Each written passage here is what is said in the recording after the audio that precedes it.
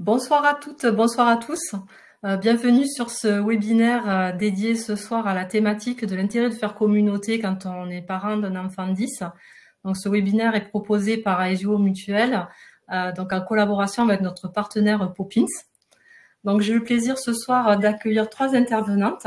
Donc, Elvire Cassan, qui est journaliste, Diane, qui est membre de la communauté Poppins et également enseignante en milieu spécialisé, et Samar, qui est responsable de la communauté Poppins.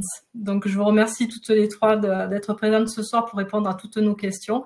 Donc, je pense que votre expertise, votre expérience va être précieuse ce soir à nos participants. Donc, à ce sujet, si vous voulez poser des questions, n'hésitez pas. Vous avez un espace questions sur votre écran. Donc, voilà, nos intervenantes pourront répondre au fur et à mesure aux questions que vous vous posez. Donc, ce webinaire, en fait, est enregistré. Donc, toutes les personnes qui se sont inscrites recevront sous 48 heures le replay. Et je vous souhaite de passer, en tout cas, une bonne soirée en compagnie de nos intervenantes. Et je vous laisse la parole, mesdames. Merci beaucoup Sophie. Bonsoir à toutes, bonsoir à tous, bonsoir à toutes les personnes qui nous regardent en replay. On est ravis d'avoir été invités une nouvelle fois par Aesio et on est ravis de notre partenariat avec vous. Merci beaucoup. C'est vrai que depuis la naissance de Poppins, il y a 6 ans, donc Poppins, pour rappel peut-être pour les personnes qui ne le savent pas, c'est une application médicale qui joue le rôle de relais à domicile pour la rééducation des troubles des apprentissages pour des enfants qui ont entre 7 et 11 ans. Et on a choisi le jeu, la musique, le rythme pour favoriser cette rééducation et venir vraiment travailler en collaboration avec les orthophonistes et en complémentarité avec tous les spécialistes dans le parcours de soins de l'enfant. Et donc, depuis le début, depuis l'origine, depuis qu'on a commencé à rencontrer les familles qui ont cru, bon d'abord c'était Mila, on s'appelait Mila, maintenant Poppins. Ce qui nous a beaucoup marqué, c'est la solitude dans laquelle se sentent les parents, ne pas savoir vers qui se tourner, comment entamer des démarches, des problèmes parfois de communication avec les institutions éducatives et scolaires. Et ça nous a beaucoup marqué, et nous, dans notre volonté d'accompagner les enfants, on avait très envie aussi d'accompagner les familles et de faire en sorte que leur aventure au sein de Poppins soit aussi une aventure étendue au-delà de l'application pour leur enfant, mais que ce soit aussi un endroit, un espace bienveillant où ces parents puissent trouver des ressources et des ressources utiles, concrètes, créées par des experts, et aussi rencontrer d'autres familles partout en France qui vivent les mêmes les mêmes enjeux qu'elles. Et donc depuis le début, ça nous tenait à cœur d'avoir cette communauté de parents, et on a créé le Poppins Club, qui est du coup la communauté de parents de Poppins. Je vous transférerai tout à l'heure le lien si vous souhaitez nous rejoindre dans cette communauté. On est près de 600 familles aujourd'hui, et c'est ce que je vous disais, l'idée c'est vraiment de créer cet espace bienveillant, safe, où on se retrouve avec des experts de Poppins, des experts de l'orthophonie, des troubles 10, pour s'épauler, pour s'entraider et pour venir un peu alléger en fait cette charge mentale qui pèse sur les familles dès qu'ils, même avant le diagnostic, mais surtout quand un diagnostic est posé. Donc voilà, je vois que Lucie m'écrit, et après 11 ans, c'est tout l'intérêt justement, Lucie, merci pour votre question, de créer cette communauté. C'est-à-dire que même si l'application s'adresse à des enfants qui ont entre 7 et 11 ans, on poursuit en fait l'accompagnement à travers la communauté. Par exemple, on a créé pas mal de ressources avec Nathalie Lacage, notre orthophoniste, sur l'entrée au collège, qui est un réel enjeu et qui est souvent source de crainte et d'appréhension. Donc voilà, avec d'autres orthophonistes comme Laura Marie aussi présente sur Instagram, on essaye d'apporter justement du contenu sur l'après primaire. Et donc voilà, merci pour votre question Lucie. Donc voilà, et dans le cadre de cette communauté, j'ai eu le plaisir de rencontrer Diane, qui est une membre depuis le début, très engagée, et ambassadrice aussi, et elle vous racontera son parcours. Et bien sûr Elvire, journaliste, qui elle aussi vient récolter, vient rencontrer les familles aussi d'une autre façon et je pense que ce sera intéressant de savoir. Donc voilà, l'idée pour nous, c'était de vous parler de ce besoin de faire communauté, de comment on fait communauté face à cette solitude justement ressentie dès le départ. Et voilà, j'avais peut-être envie de laisser la parole à Diane ou Elvire pour continuer. Si tu veux. Ouais, donc moi je suis maman de 2 petits garçons. L'aîné qui a 8 ans a été diagnostiqué il y a quelques mois, mais ça fait un moment voilà, qu'on se doutait un petit peu de ce qu'il y avait derrière ces difficultés pour lire, pour écrire. On voyait bien que par rapport à ce qu'il était capable de nous dire, il y avait un décalage. Et en fait, effectivement, avec l'école, la maîtresse, elle était un peu comme nous, à dire oui, il y a quelque chose, c'est difficile de savoir, peu de retours, voilà, difficile de trouver des suivis en orthophonie, en psychomotricité. Et pour le coup, le club, voilà, ça nous a permis aussi d'avoir beaucoup de ressources, de trouver des podcasts, d'avoir des articles plus scientifiques.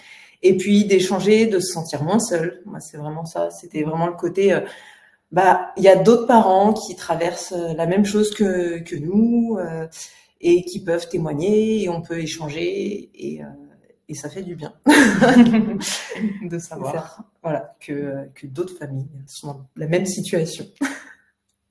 C'est ça. Ouais, bonsoir à tous.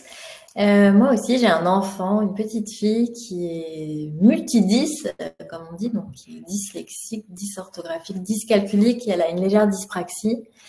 Et c'était un peu un coup de bambou quand je l'ai vraiment appris, même si je rejoins Diane, on a toujours des doutes au moment de l'école, des apprentissages, surtout à partir du CP. Moi, je trouve que c'est là où quand même pas mal de choses se jouent sur ces troubles-là. Et en fait, j'étais hyper démunie, comme plein de parents, j'imagine. Et dans le cadre de mon métier, je me suis dit, tiens, je vais essayer de comprendre qu'est-ce que c'est que ces troubles 10 et rencontrer à la fois des parents, mais aussi des enfants. J'ai interviewé des enfants petits, de 7 ans, 11 ans à l'époque, et des jeunes adultes. Et pour comprendre ce que c'était, et est-ce que, moi ma grande question c'était, est-ce qu'elle aura confiance en elle? Parce qu'elle commençait déjà à pas avoir confiance en elle, à son âge, à arrêter de me dire qu'elle était bête. Et je m'étais dit, alors est-ce que ça... Enfin, je voulais comprendre et je voulais savoir si ces enfants, les adultes que je rencontrais aujourd'hui allaient emporter encore les stigmates. Et il s'avère que oui, la plupart quand même sont assez tristes. En tout cas, n'ont pas confiance en eux. Je suis peut-être pas triste, mais ils n'ont pas confiance en eux. Donc voilà, donc j'ai mené tout ce travail-là. Et ce qui est toujours intéressant, et c'est un peu ce qu'on se disait avant avec Diane, c'est que finalement, on vit la même chose. Donc on gagne du temps pour discuter et on comprend. C'est-à-dire que la solitude dans laquelle est Diane, je peux exactement percevoir, j'aurai la même, il y a un effet miroir, j'aurai la même solitude qu'elle. Et c'est vrai que l'intérêt d'une communauté, d'un club, c'est que ça fédère, c'est qu'il y a des ressources, on trouve des pistes, on se sent moins seul. Et c'est pour ça qu'il y a des podcasts, c'est pour ça qu'il y a des contenus, des articles, plein de choses. Mais voilà, donc c'est important de se dire, en fait, on est tous dans le même bateau, quoi. Moi, ça m'a beaucoup aidé, en tout cas. Ça m'a beaucoup aidé de faire ce documentaire. Et le documentaire, t'as dit le nom du documentaire? Non. C'est un super documentaire que je recommande. Oui, qui s'appelle Une vie de 10. C'est une série de 4 épisodes, c'est ça? Ouais, c'est ça. Il y a 4 épisodes, en fait. Alors, il y a des témoignages d'enfants et d'adultes 10, de parents. Il y a Pierre Lemaître aussi qui intervient beaucoup en tant que parrain d'une association. Et il y a un discours très, très important sur ce que c'est que la dyspraxie, oui. Ouais. Et ce que c'est que la solitude des parents et comment l'école n'est pas adaptée. Hein. Et en fait, j'avais fait un travail aussi avec des archives de l'INA parce qu'on se rend compte qu'il y a des documents qui existent des années 70 où on savait déjà exactement ce que c'était que la dyslexie, enfin tous les troubles 10, hein, et comment ça a été mis de côté. Et c'est assez intéressant d'ailleurs dans l'histoire, et notamment dans les recherches scientifiques, de s'apercevoir que finalement, il y a eu beaucoup, beaucoup de retard, notamment en France, parce qu'on avait une approche plutôt psychanalytique et que ça a retardé les travaux de recherche démarrent vraiment dans les années 2000 et il y a encore pas mal de zones d'ombre. Mais voilà, donc ça s'appelle Une vie de 10 et c'est en 4 épisodes. Le premier, c'est un peu tout le monde qui est présenté. Le deuxième, c'est toute la problématique de l'accès aux soins, qui sont quand même des parcours. Enfin, je sais pas si vous avez des enfants dans ce cas-là, mais c'est très compliqué d'avoir rendez-vous chez l'orthophonie, c'est extrêmement onéreux. En plus, s'il y a d'autres bilans à réaliser. Le 3, c'est l'école. C'était un épisode très difficile à monter parce qu'il y avait la souffrance palpable encore des adultes et des enfants. C'était très, très, très dur. Et le dernier, c'est quels sont les outils et quelles peuvent être les alternatives. Merci Edwige.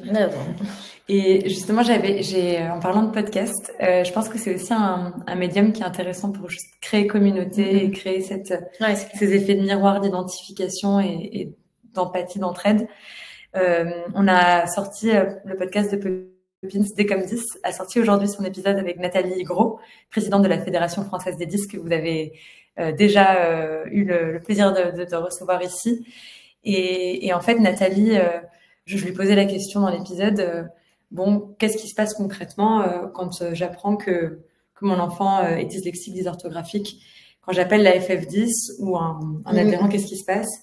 Et elle parle du fait que c'est une fédération qui permet de regrouper en fait tous les acteurs locaux sur le territoire français.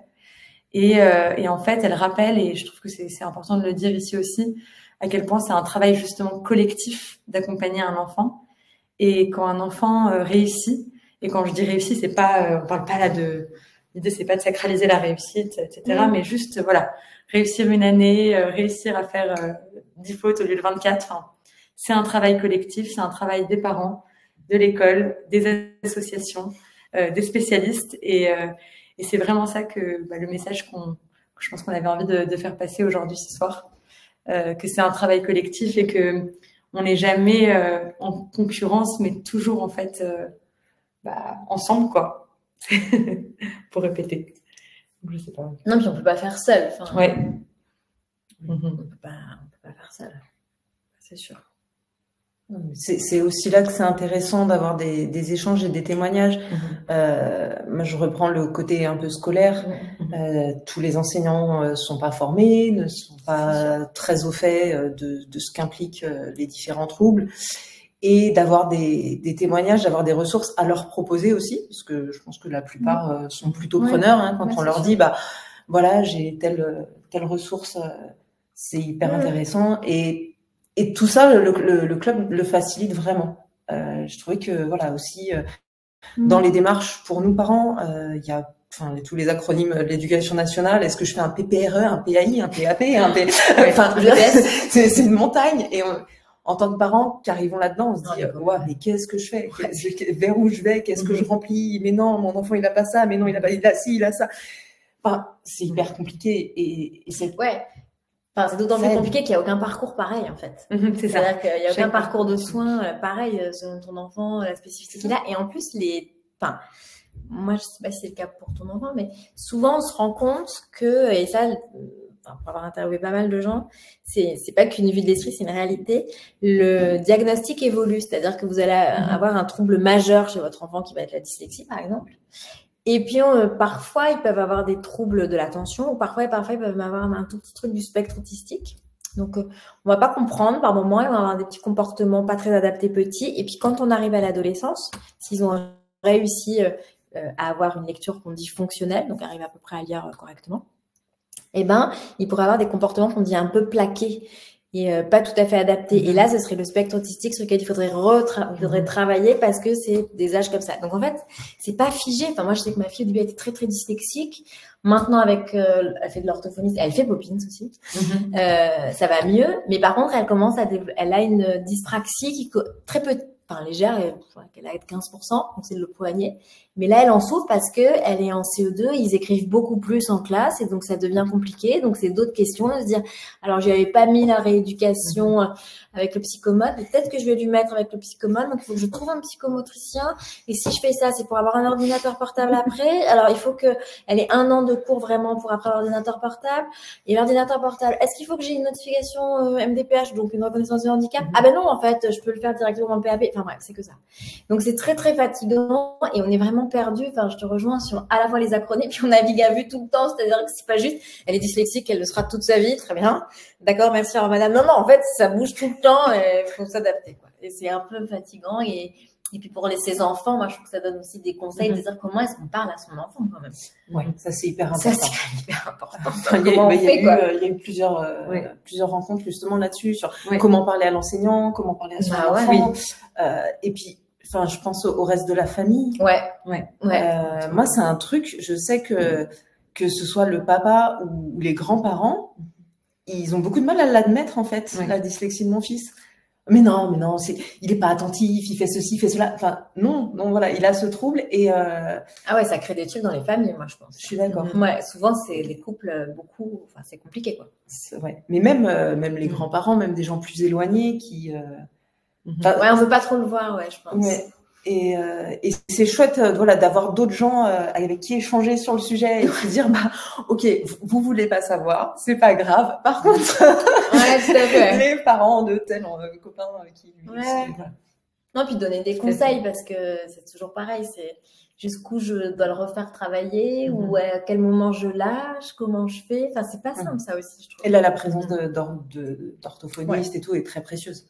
D'avoir aussi ce relais-là. Et puis cette espèce d'aval d'un orthophoniste, d'un spécialiste qui me dit là, stop, vous avez fait ça, ça fait 20 minutes qu'il fait ses devoirs, stop.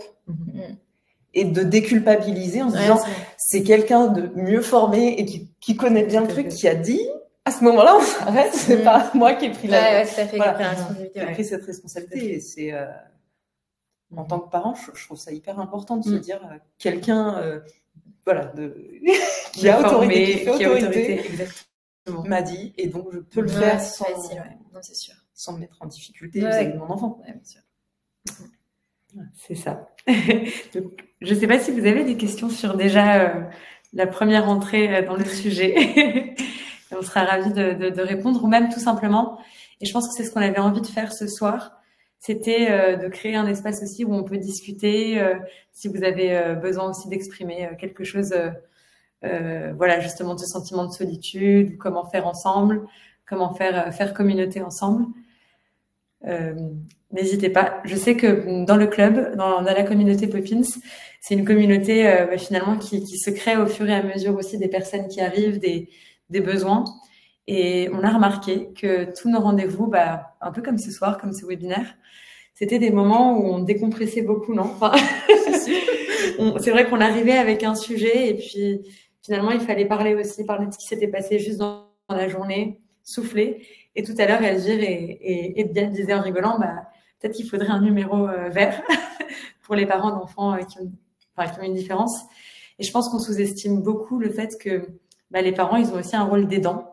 Et c'est quelque chose dont on parle beaucoup pour d'autres maladies qu'on voit un peu plus graves, etc. Mais c'est pour moi, ça se retrouve beaucoup quand même. Et peut-être on met pas encore les mots parce que les troubles de l'apprentissage, c'est des troubles invisibles. Et forcément, voilà, face à l'autisme, par exemple, c'est encore différent. Mais oui, ça reste de l'aidance. Et l'aidance, ça implique une fatigue.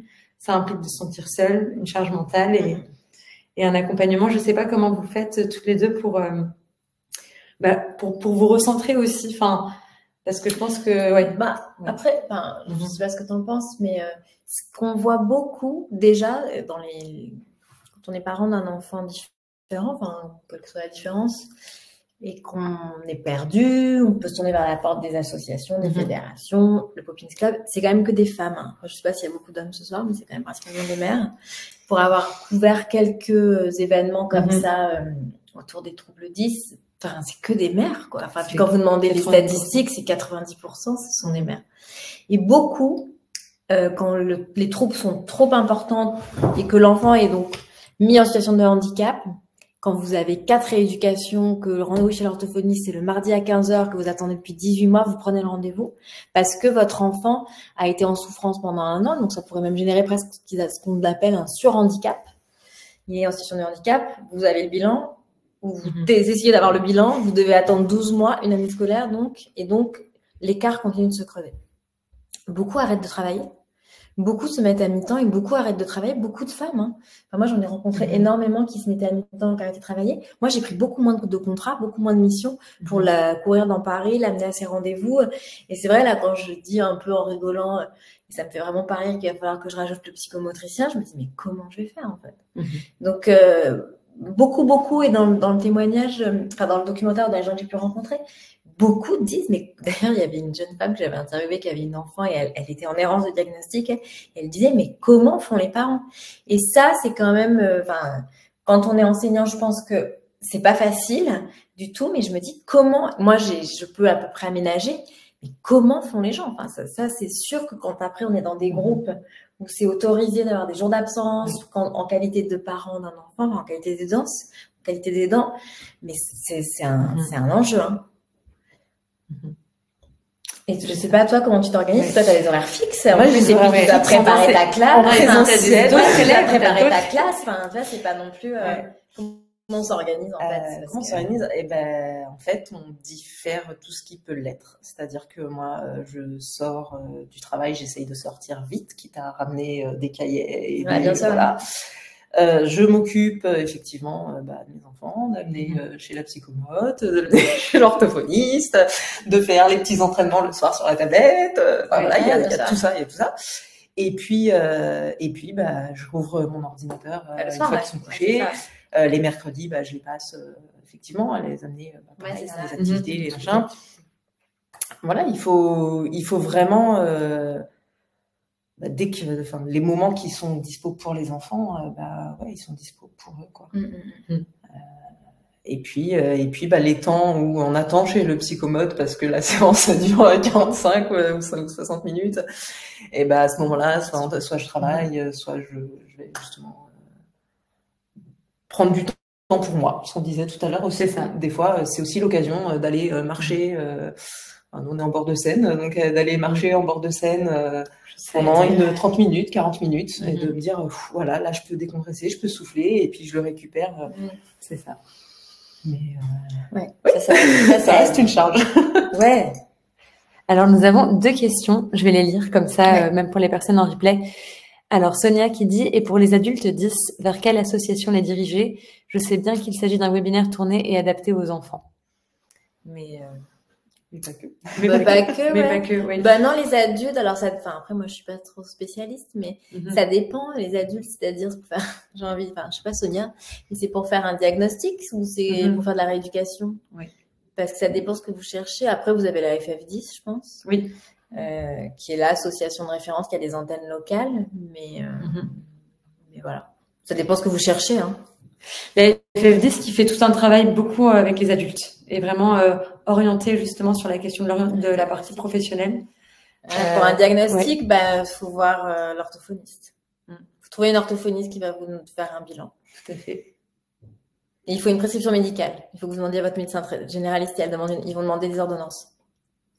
Il faut déjà avoir le rendez-vous chez l'orthophoniste parce que d'ici qu'on ait le rendez-vous chez l'orthophoniste, la prescription médicale sera plus valable. Non, mais pour moi, souvent, c'est arrivé qui dit il nous faut l'ordonnance et pour avoir le rendez-vous, tu gagnais du temps. Ouais. Parce que moi, ça a été le contraire. Voilà, quand j'ai eu le rendez-vous, j'ai appelé mon médecin traitant et je lui ai dit il faut l'ordonnance. Parfois, il faut dire Sonia, parfois il faut dire j'ai l'ordonnance. Essayez de passer vite. Alors, Violaine qui disait juste après, bonjour, j'ai raté le début. Comment peut-on faire partie de votre communauté? Ma fille est multidys avec une très forte dyspraxie et je suis en pleine réflexion pour sa future entrée en 6e. Écoutez, on va vous envoyer le lien vers la communauté. Il suffira juste de vous inscrire avec des identifiants faciles à retenir. Et là, vous pourrez rejoindre en fait tous les espaces qui existent.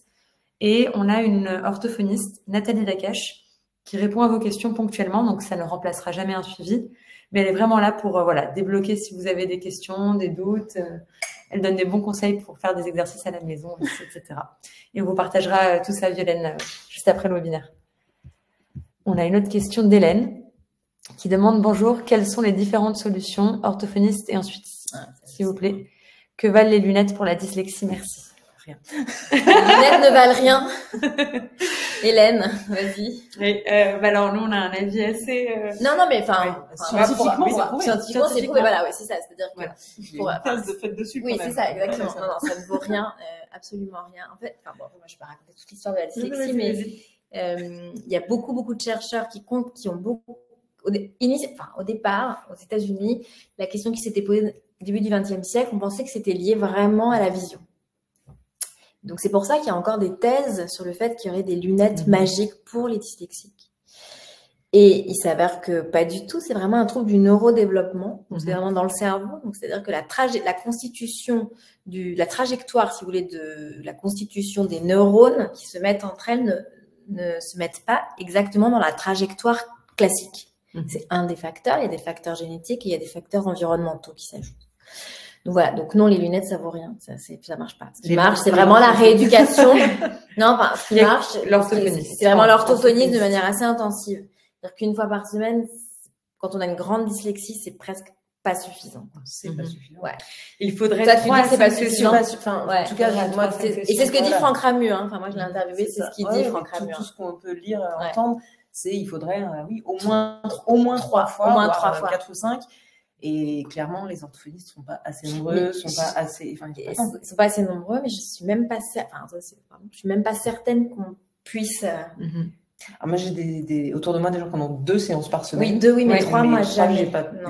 J'ai jamais entendu non plus. Je crois que c'est pas possible parce qu'il y a un numerus clausus, il y a très peu d'orthophonistes, il y a que 900 orthophonistes, 922 en France et l'an dernier 920, je crois que c'est 2 par an en plus. Donc c'est tout petit. Hein. Il y a des territoires où il y en a pas. Ouais.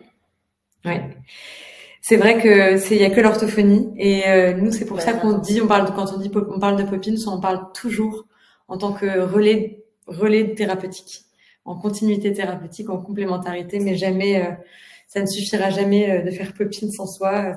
Et bon, les lunettes, bien sûr, c'est scientifiquement faux. Et c'est pour ça, je pense que on doit et les lampes aussi. Et je pense qu'on vous doit, en tant que famille, on a un devoir quand même de scientifique. Et nous, chez Poppins, c'est très important pour nous, les études cliniques. On a fait 6 ans d'études cliniques avant de sortir en octobre dernier notre application. Donc, et on continue. On lance une prochaine étude là en avril, d'ailleurs. Pareil, on veut tester, on continue à valider cliniquement Poppins. Et donc, voilà. J'ai d'autres questions, je crois. Comment fonctionne Poppins? Y a-t-il un avantage à Aesio? Et oui, et je vois que Sophie a répondu. Absolument. Donc, Aesio permet de bénéficier, donne un abonnement Poppins à titre gratuit pendant 6 mois, qui sont renouvelables. Et on est vraiment ravis. C'est absolument ce que nous on vise, collaborer avec Aesio et pouvoir permettre aux parents justement d'avoir ça gratuitement, c'est merveilleux. On parlait du coup onéreux des rendez-vous psychomotes, des rendez-vous de spécialistes. Encore l'orthophonie est partiellement remboursée. 60%. Donc merci la psychomotricité, pas du tout. Ouais, c'est ça, pas du tout. Ouais. En tout cas, pas par la Sécu. Les mutuelles, oui. Après, c'est plafonné, c'est plafonné, ça va vite. C'est ça. L'orthophonie, c'est 60% par la CPAM. Après, c'est reste à charge par les mutuelles ou par pas de mutuelle, par les parents. Et la psychomotricité, c'est pas du tout remboursé par la. C'est combien en moyenne? C'est une 50aine d'euros la séance. Et t'en fais combien, toi? Nous, on est à une séance par semaine. Donc on tourne autour de 200 euros par mois. Ouais, c'est ça. 200 euros par mois. 200, 300 euros, ça dépend après des des spécialistes qui s'ajoutent. C'est que la psychomote. Ouais. Après, il y a effectivement la partie d'orthophonie restante. T'as reste à charge, toi? Ouais. Non, mais ça dépend ça dépend du fonctionnement aussi. T'as un coût de combien, tu dirais, par mois? Autour de 300 euros. Ouais, c'est ça. C'est énorme. Hein. Alors, on a une petite question de Frédéric. Pourquoi c'est si difficile d'avoir un rendez-vous chez un orthophoniste? Les troubles, j'adore la faute, elle est géniale, digestif, est vraiment lié à la dyslexie. Ah, non, c'est une vraie question, excusez-moi. Je pensais que c'était... Non, j'ai pas compris, moi. Les troubles digestifs sont-ils vraiment liés à la dyslexie? Non, j'ai jamais entendu. J'ai pas compris, là. J'ai jamais entendu parler de ça. C'est pour ça que je me suis dit que c'était peut-être une faute de frappe ou de clavier. ou peut-être Oui, une méconnaissance. peut-être, Oui, éclairez-nous un peu plus sur cette question, s'il vous plaît. Fabienne, qui a hâte de découvrir Poppins. Ah bah, bienvenue. Enfin, quand vous voulez. Occupez-vous bien de votre fille, Fabienne. Et on se voit très bientôt, Fabienne, pour un autre webinaire. Pour la suite. Hein. Et pour la suite, y compris si l'enfant n'est pas bénéficiaire. Dans notre cas, c'est le papa qui assurait à Ezio. Ça, c'est Ezio qui est mandat. Pour le rendez-vous chez l'orthophoniste, c'est difficile parce que ce que disait Elvire, elles sont pas nombreuses. Alors, je m'ot féminin parce que c'est principalement des femmes. Il y a très peu d'orthophonistes par rapport aux besoins. Et malheureusement, ils doivent couvrir aussi de plus en plus de troubles différents qui sont de mieux en mieux diagnostiqués. Donc, il y a de plus en plus de demandes. Et le numerus clausus n'augmente pas. C'est ça. Exactement. C'est-à-dire que finalement, il y a de plus en plus de repérages précoces. Je pense que vous jouez un rôle. Peut-être que tu pourras en parler dans les repérages quand vous faites. Comment ça s'appelle? Je retiens jamais le nom. Les évaluations de CP et de C1. Comment ça s'appelle? Les évaluations nationales, voilà. Je crois que ça sert quand même à détecter qu'il y a. Après, il faut savoir le lire. Il faut être formé pour savoir le lire. Mais je crois qu'il y a de plus en plus de repérage. Et après, il y a les enfants de 10 que les orthophonistes prennent, mais il y a aussi les personnes âgées, celles qui ont des AVC, qui doivent récupérer la parole. Donc, il n'y a pas que ces enfants-là à soigner. Tous les enfants qui ont des problèmes alimentaires, d'alimentation. Ah, mais c'est peut-être ça que vous vouliez dire, d'ailleurs. Ah oui, mais là, du coup, ça n'a aucun rapport avec les troubles 10, parce que le trouble 10, c'est vraiment le cerveau. C'est un trouble neurodéveloppement. Là, c'est autre chose. Là, c'est les enfants qui ont des problèmes de déglutition, qui ont des problèmes, tout ça, c'est l'orthophoniste. Les problèmes d'articulation, c'est l'orthophoniste. Les problèmes de logico-mathématiques, c'est l'orthophoniste. Ah, mais là, c'est diffus, moi. Voilà. Non, mais là, et tous les orthophonistes ne le font pas. Oui, voilà. Et du coup, voilà, ils ont aussi des enfants avec autisme et des adultes avec autisme à suivre. Et en fait, il y a de plus en plus de monde et personne. Et pas plus d'orthophonistes. La patientèle des orthophonistes est extrêmement large. Ça va des bébés nourrissons à des adultes, des personnes âgées. C'est pareil pour les psychomotes et les ergots. Alors, la psychomotricité n'étant pas renforcée, c'est plus facile de trouver un psychomotrice. Et puis, il n'y a pas de numerus clausus. C'est ça. Sur ça aussi. C'est pas pris en charge par l'assurance maladie. Donc, l'État. C'est beaucoup plus facile. Bah oui. Un ergothérapeute, on peut le trouver. Pas dans tous les départements, mais on peut. L'ergothérapeute, il aide beaucoup pour le permis de conduire, pour la dyspraxie. Oui. Et puis après, pour nos enfants, les dyslexiques dysorthographiques, l'utilisation de l'ordinateur. C'est l'ergot. C'est l'ergot. Ouais, c'est l'ergot plutôt que le psychomote. Ouais, et du coup, c'est bien de savoir aussi où en trouver. Ouais, exactement. Et la FF10, ou vous, Poppins, vous référencez un peu les spécialistes ou pas trop? Avec la FF10? Non, vous mettez en place un annuaire à disposition ou pas tant que ça? On relaie surtout l'information c'est ça. Qui est déjà présente sur le site de la FF10. Et oui, j'ai peut-être oublié de le mentionner, mais c'est vrai que la FF10 collabore avec nous sur la communauté Poppins. C'est vraiment, on le fait ensemble. Ensemble.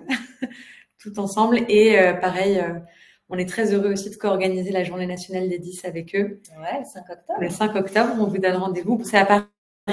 Il y a une journée un peu partout en France. Il y en a partout. C'est au niveau national. Je pense que chaque ville, chaque région, c'est tout un mois. Et à Paris, en tout cas, on n'a pas encore le lieu. Mais on le fera, c'est sûr, le 5 octobre. Voilà. Et Elvire présentera certainement quelque chose ce jour-là. Ouais, tout à fait. Donc, voilà. Et d'ailleurs, c'est un endroit aussi où moi, je suis allée l'année dernière et j'ai pu rencontrer des familles, des spécialistes. Moi aussi, ça fait du bien. Ouais, ça aide beaucoup. Ça aide beaucoup. Et je me souviens d'avoir des échanges hyper intéressants avec d'autres parents. De manière spontanée comme ça, vraiment sur un coin de table. Alors, et toi, moi, il y en a qui pleurent, il y en a qui sont contents. C'est quand même... c'est quand même des moments. Mais j'ai fait des rencontres vraiment intéressantes. Moi aussi. Des gens que je vois encore d'ailleurs. Voilà, et qui m'ont donné même lieu à des petits partenariats, pour faire progresser aussi. Pour faire avancer, c'est ça. Tout à fait. Ouais, c'est vrai. Moi aussi, c'était sympa. C'est un bon souvenir. Faut-il déposer un dossier MDPH? Quels sont les intérêts pour l'enfant à l'école? Merci. Ah ouais. Vaste question.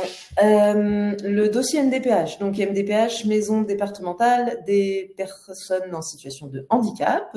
Chaque département a une maison qui va pouvoir donner, accorder en fait des aides ou pas à certains niveaux en fonction des troubles que la commission médicale va trouver valable. Pour l'école, l'intérêt, c'est si votre enfant a besoin d'une aide humaine, donc une AESH. Cette personne-là va venir pendant certains temps de classe pour aider l'enfant à écrire, lui réexpliquer les consignes, ou l'aider dans ses déplacements, enfin voilà, en fonction des besoins. Et ça, il faut forcément un dossier MDPH. Si les difficultés sont trop grandes et qu'il est nécessaire que l'enfant bénéficie d'un dispositif Ulysse, c'est-à-dire qu'à certains moments, il ne soit pas dans sa classe de CM1 ou voilà, et qu'il aille dans un autre dispositif à côté pour travailler en plus petit groupe avec un enseignant spécialisé, là aussi, il faut une notification par la MDPH. Voilà, il y a quand même beaucoup de choses qui passent par ce dossier-là. Après, voilà, ça dépend vraiment du niveau de trouble. Pour certains enfants, c'est pas du tout nécessaire. On fait juste un petit papier, voilà, on met en place telle adaptation, on va donner des textes à trous et on donne pas toute la dictée, on va faire, et ça suffit.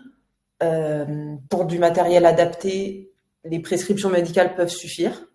Ça dépend un petit peu des départements aussi. En fait, c'est ce que tu dis, c'est juste, c'est-à-dire qu'il y a le droit commun, c'est-à-dire que la loi de 2005, l'école inclusive, dit que l'école doit accueillir tout enfant qui présente une situation de handicap, notamment les troubles 10. Et donc, ce qui veut dire un enseignement adapté. La grande difficulté, c'est que les enseignants ne sont pas nécessairement formés et qu'ils ont il y a de moins en moins d'argent qui est alloué à l'école publique. Donc, on se retrouve dans des situations où parfois les parents, dans le dossier MDPH, c'est ce que disait Diane, et aussi il peut y avoir, si on décide de mettre son enfant dans des écoles alternatives, des écoles privées, une prise en charge d'une allocation qui s'appelle la AEH, un truc comme ça.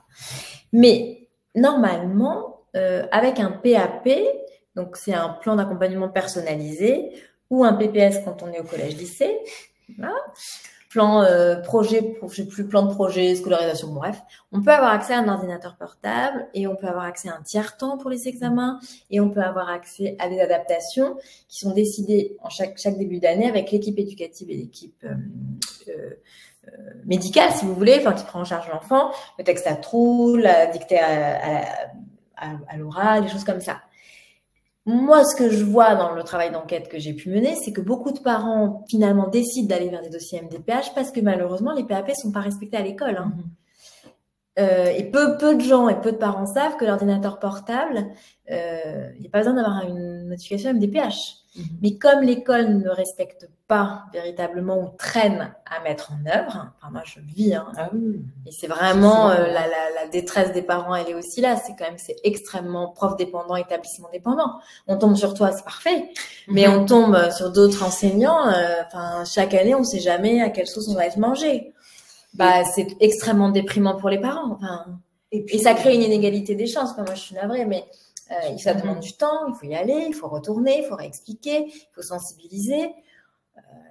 Quand vraiment on tombe sur plein d'enseignants qui jouent pas le jeu ou une école qui joue pas le jeu, les parents qui décident d'aller dans des écoles alternatives, c'est quand même des gens qui ont de l'argent, quoi. Donc ça crée aussi un accompagnement à deux vitesses et une rupture dans l'égalité des chances. Moi, c'est quelque chose que j'ai tendance à dénoncer. Ouais. Mais le dossier MDPH, ça aussi, psychologiquement, c'est pas toujours facile aussi en tant que parent. Parce que si on dépose un dossier MDPH, ça veut dire que notre enfant il est en situation de handicap. Et ça, il y a quand même beaucoup de... voilà, c'est pas évident. Il faut aussi accepter en tant que parent de dire waouh, mon enfant, il a ses deux mains, ses deux pieds, mais en fait, il est en situation de handicap. Et voilà, il y a toute cette démarche-là aussi psychologiquement à faire. Puis l'inquiétude de mettre dans une case, je pense aussi. Enfin, je sais pas, mais moi, je pense que c'est un truc dur, ouais. Voilà, donc... Toi, tu dois le voir, non? Oui. Ouais, on a des parents qui refusent le diagnostic, qui se disent non mais ça va aller mieux, il va guérir, il va... Et en tant que professionnel, on sait que c'est pas le cas. Bien sûr. Il n'y a pas l'affect aussi. Mais voilà, il y a des parents qui ont besoin de ce temps et qui sont pas en mesure psychologiquement de faire la démarche MDPH tout de suite. Et puis d'autres fois, juste, c'est pas nécessaire. Il y a des parents qui sont prêts à faire toutes les démarches du monde, d'aller à la MDPH, faire un dossier comme ça. Ouais. Alors qu'en fait, il suffit de 2-3 adaptations, il n'y a pas non plus. Oui, je sais ça. On a tous les extrêmes. Donc après, voilà, pour Hélène, le dossier MDPH, vraiment, chacun voit midi à sa porte. Oui, d'accord, oui. Oui, ça rembourse ça peut permettre aussi le dossier MDPH Oui, d'avoir ça. accès à des remboursements qu'on n'aurait pas sans dossier. Effectivement, par rapport aux séances de psychomote, on peut avoir une prise en charge partielle, l'ergothérapie aussi. C'est un des passages possibles. On fait un live d'ailleurs sur ça mardi prochain dans le club.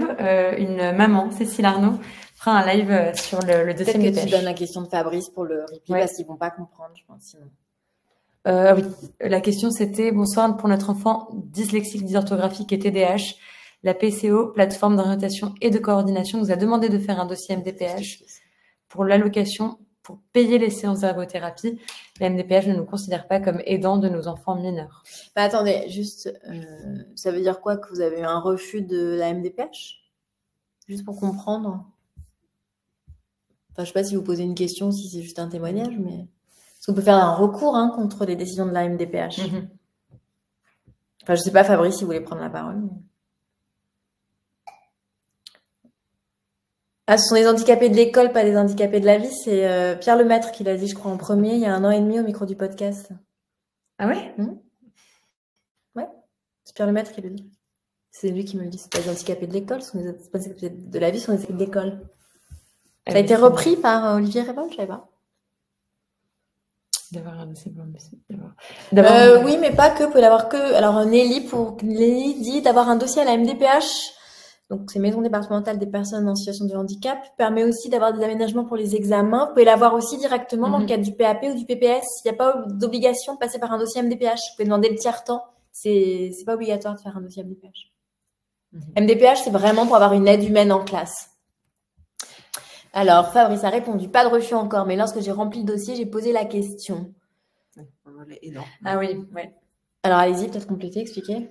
Effectivement, il y a un volet sur les dossiers MDPH où on demande aux parents à quel point ils sont obligés ils se considèrent aidants, d'être aidants et donc de limiter leur activité professionnelle ou de l'arrêter complètement.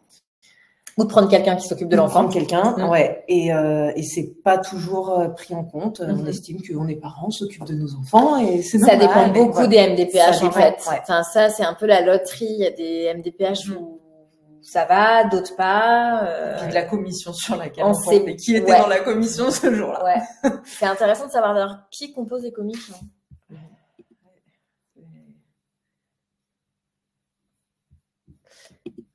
Les commissions, c'est pas tout. C'est pas sur qui on peut tomber. Voilà, parfois on a de la chance. Ça peut valoir le coup des fois de refaire les demandes. Il y a toujours cette possibilité de faire appel. Ouais, c'est vrai. Et si la réponse vous convient pas, c'est toujours possible. Et puis les communautés, de revenir. Non mais ça, de revenir et de partager aussi avec des parents. Tiens, ça a été refusé quand j'ai présenté mon dossier comme ça. J'ai rajouté tel papier, ça a été validé. Ouais. Et les témoignages là-dessus, il y en a eu dans le club et c'était édifiant de se dire tiens, si jamais je glisserais ce papier-là, je penserais à demander. Un maximum d'informations. Voilà. Moi, c'est ce que j'ai retenu de toutes les expériences partagées, c'est mettre un maximum d'informations. Lucie, faut le dire, je pense. Idem ici dans le 59. Et après le refus de recours, on peut encore passer par le tribunal judiciaire. Ça, je savais pas aller jusque-là. Ouais, je pense que vous pouvez faire un recours, mais devant le tribunal administratif, non? Enfin bon, on peut faire un recours, ouais.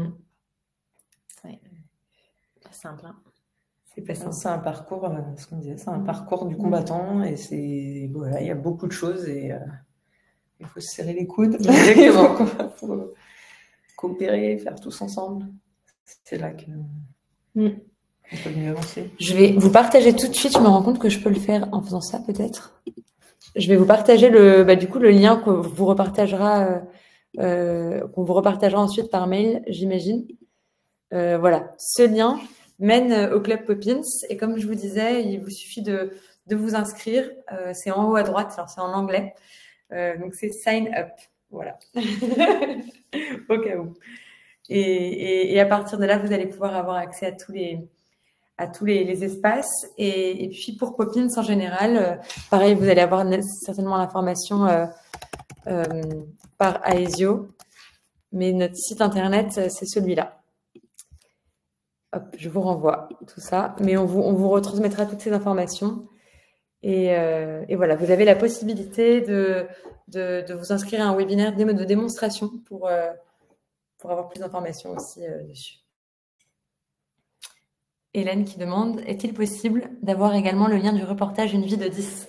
Oui, bien sûr. Bien sûr, bien sûr. Il a été fait quand d'ailleurs, Il y a 1 an. Ce documentaire? Il y a 1 an. Il a 1 an. Ah bah, je vous le transfère avec le lien de la FF10. Tiens, comme ça fait... Mais vous l'avez sur toutes les plateformes d'écoute de podcast. Hein. Vous tapez, vous le trouvez. Donc voilà. Qui avait fait la promotion. Ouais, parce que j'avais interviewé Nathalie Gros et Jean-Charles Ringard aussi, qui revenait sur l'école, tout ça. Ouais. Donc voilà. Je ne sais pas si vous avez d'autres questions.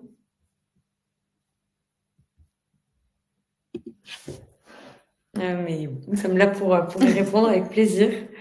On a encore un petit peu de temps, donc c'est le moment. Il n'y a aucune mauvaise question. Sentez-vous surtout, justement, on est dans un espace où on peut poser toutes les questions qu'on veut. Surtout si vous venez d'avoir un diagnostic de votre enfant, c'est tout à fait normal de se sentir perdu. Enfin, je pense que là... Voilà, c'est un peu le ciel qui tombe sur la tête. Oui. Enfin, encore une fois, c'est hyper personnel. On a tous des parcours, des histoires différents. En fonction de nos vies, de nos métiers, on est plus ou moins préparé, je pense. Ouais, tout à fait. On a plus ou moins de connaissances aussi sur le sujet. Dans la famille. Oui, c'est sûr. Enfin, c'est souvent, ça revient dans les familles. On s'en rend compte. Une part génétique. Par génétique. Et on dit, bah tiens, tata et la cousine et machin. Bon. Ouais, c'est vrai. Oui, en fonction, c'est vrai que c'est plus. C'est souvent les papas, non? Il me semble que c'est par le papa surtout. Ah, je sais pas. On apprendra mieux. Je vais te dire. Oui. Non, j'ai pas vu ça de. Il n'y a pas de statistique particulière. Bah, il est dit qu'il y a plus de garçons dyslexiques que de filles. Comme tous les handicaps. Voilà. Ouais. Donc, c'est pas probant, pas scientifique pour l'expliquer. Mais... Un truc comme ça, ouais. Nous, en Ulysse, tu vas plus de garçons. Toujours en majorité des garçons. D'ailleurs, cette année, j'ai que des garçons. D'accord.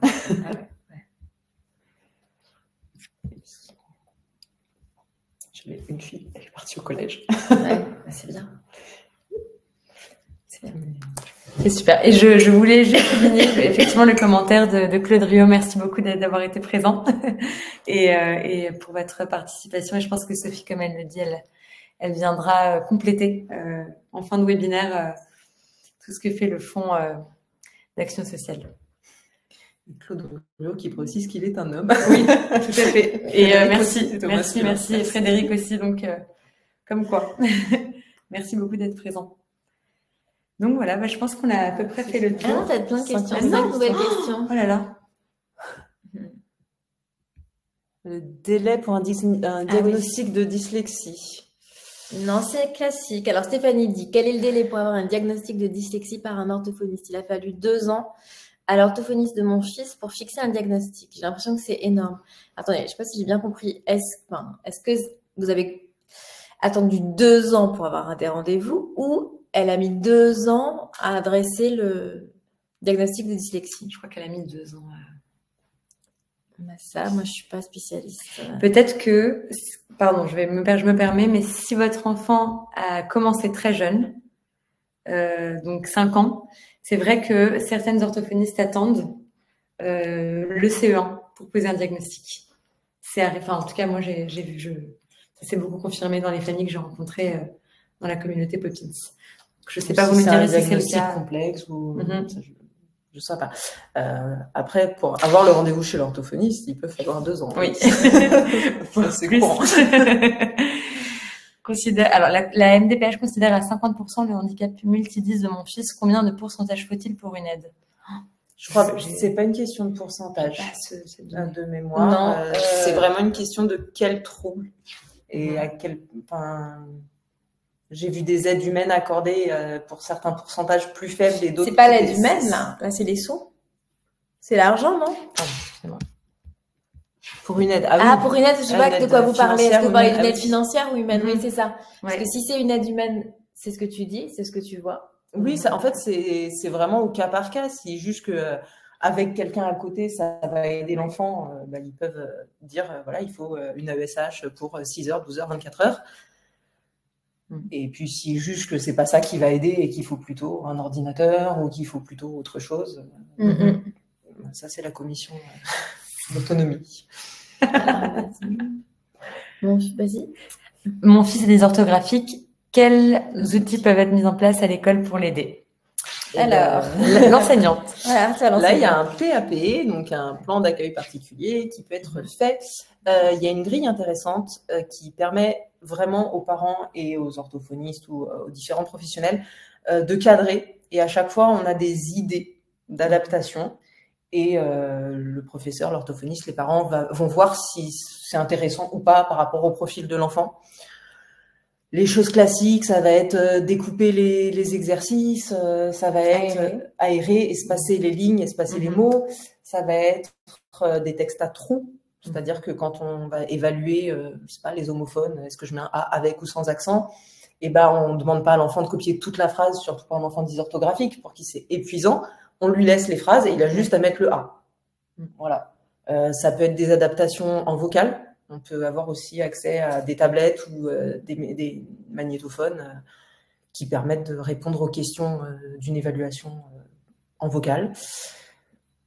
Voilà, ça fait des choses, partie des choses un petit peu classiques. Ah bah justement, quelles sont les différences d'un ordinateur 10 avec un ordinateur classique?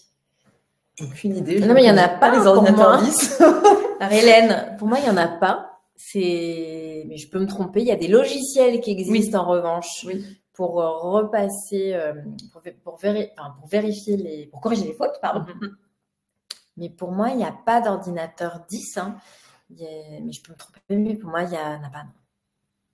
Non, moi, j'ai juste des ordinateurs classiques qui sont peut-être certains plus adaptés que d'autres, certainement, en termes de logiciels. C'est tout le pour logiciel moi. de taille du clavier. Oui, c'est ça. Si le clavier est trop petit, c'est pas pratique. Lucie qui dit, il est aussi dit que les filles compensent plus et sont moins diagnostiquées. Et moi je rejoins aussi cette thèse, tout à fait. C'est vrai, c'est vrai. Ah oui, Stéphanie, pour la question sur l'orthophoniste, elle a mis 2 ans à diagnostiquer. Oui, c'est ça. Je suis pas orthophoniste, je sais pas. Sûrement un diagnostic complexe qu'elle n'a pas pu faire en une seule fois. J'ai eu un refus pour dysgraphie, dysorthographie. Je paye de ma poche, ergo. Ouais, mais ça c'est ce qu'on disait. Voilà, parfois c'est accepté, d'autres fois non. Les MDPH. Savoir le pourquoi du comment. On ne sait pas. J'ai pas de réponse. Ouais. C'est pour ça qu'on salue grandement les initiatives comme celle d'Aesio. Franchement, vraiment merci. Ouais, c'est sûr. Ça aide beaucoup. Hein. Ça aide énormément et ça vient alléger considérablement le budget. Ouais. C'est quand même un sacré, c'est sûr. Sacré coup de pouce. Sophie. Merci. Je vois qu'il y a encore une question qui arrive, donc je vous laisse encore la parole avant de la reprendre. Allez, dernière question. Vas-y. J'y vais, ouais. Fabrice, alors. L'orthophoniste et la pédiatre nous ont expliqué qu'il fallait 2 ans de retard de lecture pour poser un diagnostic de dyslexie. Oui, alors ça, c'est un grand classique. Parce qu'ils fonctionnent en écart type. Et donc, souvent, ils vous disent, mais quel âge c'est quand on a des doutes dès le CP ou dès la fin de la grande section de maternelle? Oui, mais alors vous appelez, non, on saura véritablement fin de CE1. Alors, ça, c'est quelque chose qui est assez controversé parce qu'on sait que plus le diagnostic est posé, enfin, plus on repère et plus on diagnostique tôt, mieux c'est, puisque le cerveau des enfants, on dit qu'il est malléable. Alors, j'aime pas trop ce mot, mais c'est cette idée-là qu'on peut vraiment modifier la trajectoire avec des séances de rééducation intensive. Moi, pour avoir partagé ça avec pas mal de familles et pas mal de parents, moi, je leur dis qu'il faut insister. C'est-à-dire que si vous voyez que votre enfant est à la peine, Il y a la réalité de la science, il y a le fait que les orthophonistes ne peuvent pas prendre beaucoup d'enfants. Il faut insister. Véritablement, c'est terrible de se dire, mon enfant, c'est compliqué, je vais lui faire perdre du temps, peut-être que je vais lui rajouter du handicap. C'est pour ça que les PCO, donc les plateformes de coordination et d'orientation, merci, ont été conçues. C'était justement parce qu'il n'y a pas assez d'orthophonistes. Donc, même si on a un diagnostic pas trop stabilisé, on peut commencer des rééducations. Moi, voilà, après, je sais pas ce que t'en penses, Diane, mais pour moi, j'insisterai, je rappellerai, j'irai voir d'autres orthophonistes. Les 2 ans de retard, c'est une ancienne norme d'écart type, voilà, en plus. Ils sont pas très à la page. Qui n'a plus lieu d'être, oui, n'est plus du tout dans le, mais plus du tout dans le DSM-5. Ouais, c'est ça. Plus du tout dans le DSM-5, c'est la classification en fait des troubles spécifiques du langage et des apprentissages au niveau de l'OMS. Mais non, et puis c'est surtout que vous, enseignants, on vous demande de repérer de plus en plus tôt pour éviter que l'enfant se retrouve en fin de CE1 ou en fin de CE2 avec ses ans de retard. C'est-à-dire qu'il faut quand même, je sais pas si vous êtes concerné par les troubles dysvo à titre personnel, mais on a tous vécu une situation de classe enfant dont on se rappelle où on n'y arrive pas. Il faut se dire que ces enfants, c'est tous les jours, ils vivent ça. Comment vous voulez ne pas perdre confiance? Donc non, moi j'insisterai. C'est-à-dire qu'il y a ça qui est très dur pour les familles et pour les parents. C'est-à-dire dans la solitude, il y a la solitude où trouver l'information et le fait que les professionnels de santé ne soient pas bien formés et qu'il y ait une pénurie, on se retrouve à vraiment devoir se battre. Enfin, c'est un combat hein, à l'école et pour l'accès aux soins. Donc non, insistez. Enfin, je vous conseille ça. Moi, c'est ce que j'ai fait pour ma fille d'ailleurs. J'ai insisté. C'est ça. Parce qu'on m'a dit comme vous. Hein. Et j'ai rappelé, et puis ils en ont eu marre. Ça. Bon, on voit que c'est un vrai parcours du combattant. Ouais. Donc, n'hésitez pas, si vous avez encore 1 ou 2 questions, n'hésitez pas à les poser. Vous n'êtes pas tout seul. Hein. Quand on vous dit non, dites-vous que vous n'êtes pas seul, qu'on a tous eu non et ça se transforme en oui. Et ça, je trouve que c'est dur, moi, déjà que c'est pas simple. Enfin, je trouve qu'on n'épargne pas les parents. Même le dossier MDPH, si vous devez le remplir, c'est des formulaires CERFA hyper compliqués. On facilite pas la vie des parents. La bonne nouvelle, c'est qu'ils ont créé maintenant Mon parcours handicap. Une aide. Il y a une aide et c'est déjà pré-rempli et tous les professionnels peuvent y avoir accès et remplir chacun leur partie. Ça simplifie un petit peu les choses. C'est tout récent, ça. C'est tout récent, oui, ça date de là, il y a l'année dernière. Même au niveau de l'école, maintenant, il y a un livret adapté, qui est en train d'être déployé. Ça a été déployé il y a 2 ans, mais c'est pas encore tout à fait efficient partout. C'est quoi ce livret? Alors, comment il s'appelle il sert à quoi? Justement, ça sert à proposer des adaptations, notamment aux enseignants. Et on va avoir une grille, un petit peu comme pour un PAP, mais qui est encore plus précise et qui va encore plus creuser, avec des idées d'adaptation. Et donc, on rentre un petit peu les difficultés de l'enfant, ses forces. Ça, il se fait super bien. Ça, c'est difficile. Et donc, on a des propositions. Des fois, juste, en fait, mais ça, j'y ai pas pensé. Enfin, ça m'est déjà arrivé en remplissant justement pour un élève de me dire, tiens, ça, j'ai pas essayé avec lui, j'y avais pas pensé. Ça marchera pas. On peut pas le savoir, mais au moins, on peut essayer. Voilà. Et les parcours. Alors, ça reste très compliqué. Il faut quand même être accroché et avoir parfois de l'aide. Mais ça tend quand même, c'est la bonne nouvelle, à se simplifier un petit peu. Un petit peu. On se réjouit. Un petit peu. Pas encore. Très bien. Écoutez, merci mesdames, merci beaucoup pour vos réponses, vos interventions. Je pense que ça a été apprécié par tous nos participants. Les questions étaient nombreuses. On voit que les problématiques au quotidien sont bien présentes et partagées. Ça, c'est important de se le dire entre parents. Donc, merci pour le partage aussi des différents liens que vous nous avez poussés, que ce soit vers Poppins ou vers le documentaire. Pour ma part, je vous ai poussé le lien vers notre page de dispositifs solidaires qui sont ouverts aux adhérents Aesio Mutuelle. Donc, vous retrouverez notamment le formulaire pour demander l'abonnement Poppins, entre autres. Et sachez que ce dispositif, il est financé par notre fonds de solidarité, parce que notre mutuelle a un fonds de solidarité, donc qui permet de financer ce type de dispositif-là, mais qui permet aussi de financer des restes à charge en matière de frais de santé ou lors de difficultés de paiement de cotisation. Donc voilà, n'hésitez pas à contacter la mutuelle pour voilà, si vous êtes concerné par les dispositifs solidaires ou voilà, le financement de frais de santé, et notamment dans le cas des troubles 10, le reste à charge sur des frais d'ergothérapie, etc. Voilà, sachez que vous pouvez constituer un dossier auprès de notre fonds de solidarité. Mais c'est super, c'est super. Merci. Merci encore à vous. Merci à tous les participants. Vous êtes restés jusqu'au bout. Donc, merci pour votre attention. Merci pour vos questions. C'est ça qui fait la richesse aussi de la soirée. C'est toutes vos interventions.